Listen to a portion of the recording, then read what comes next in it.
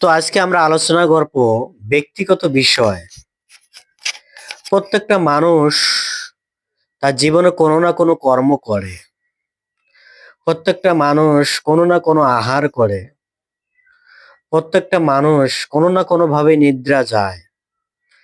আর প্রত্যেকটা মানুষ কোনো না কোনোভাবে তারা মলত্যাগ করে। আর কোনো না কোনোভাবে সে বংশ বিস্তার করে। অল এভরিথিং, বাট এটা কি জীবনের মূল চরম উদ্দেশ্য নয়?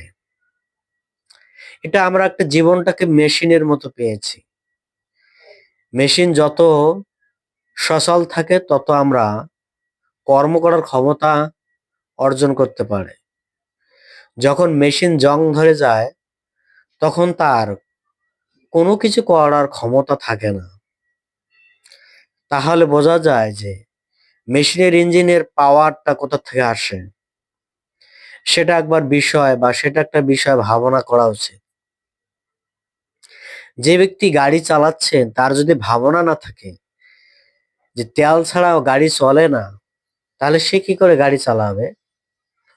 সেম প্রত্যেকটা প্রত্যেকটা মানুষের যে ধারণা, যে উপলব্ধি, যে কল্পনা, সবাই কিন্তু সেটাকে পাওয়ার জন্য ব্যতিব্যস্ত।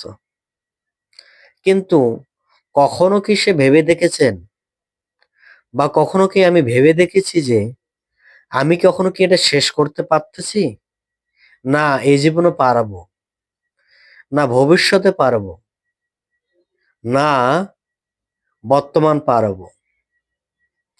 আমরা কোনোটাই বাস্তবতা পূরণ করতে পারি না। আর কোনোটা বাস্তবতা পূরণ করার আমাদের কোনো যোগ্যতা নেই। আমরা যতই যে রকমই স্ট্যান্ডার্ডে দাঁড়িয়ে না কেন, তাতে কি লাভ?